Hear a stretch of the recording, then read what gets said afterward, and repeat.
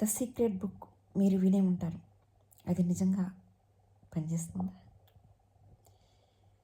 మీరేమనుకుంటున్నారు? సరే, ఇప్పుడు ఒక సీక్రెట్ బుక్ గురించి మీకు అందరికీ తెలుసు. దీన్ని ఒక కవి రాశారు. ఆయన కూడా ధ్యానం చేసి దీన్ని తెలియజేశారు. అది ఎలా పనిచేస్తుంది?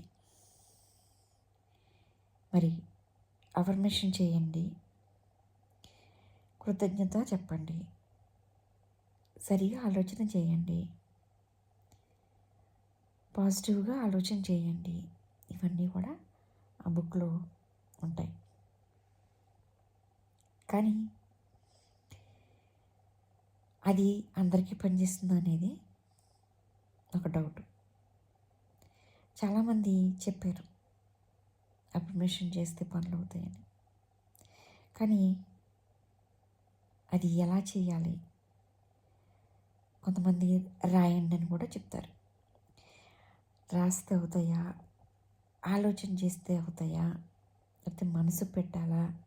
లేకపోతే క్యాజువల్గా రాస్తే అయిపోతుందా? అన్నీ వర్కౌట్ అవ్వాలంటే మనం ఏం చేయాలి? అనుకున్నది జరగాలంటే ఏం చేయాలి? కృషి చేయకుండానే అన్నీ జరిగిపోతాయా?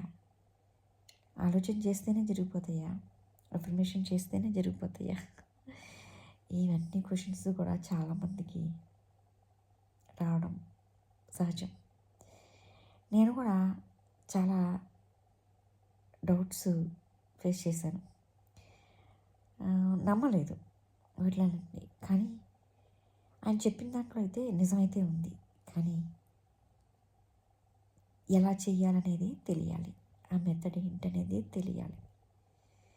అంటే మనం పని చేయాలి, కానీ కష్టంగా చేసామా, ఇష్టంగా చేసామా, లేదా టెక్నిక్ తెలుసుకొని చేసామా, ఇదే ఇంపార్టెంట్.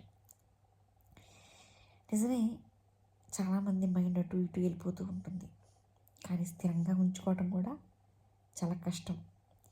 స్థిరంగా ఉంచుకోవాలి ముందు. స్థిరంగా ఉంచుకొని తర్వాత మనము ఏదైనా అఫర్మేషన్ చేసినా, రాసినా, ఆలోచన చేసినా అది పని జరుగుతుంది.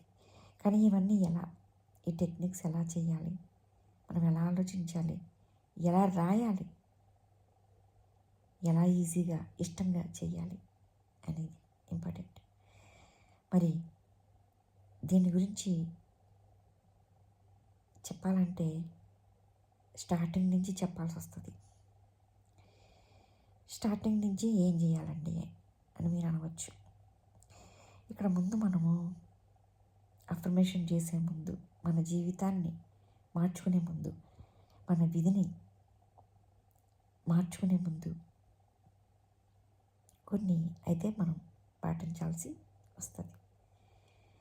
ఊరికే పాటించడమేనా, పని చేయాలా చేయకూడదా అనే డౌట్ వస్తుంది. అదేనండి, అదే వస్తున్న పాయింట్కి.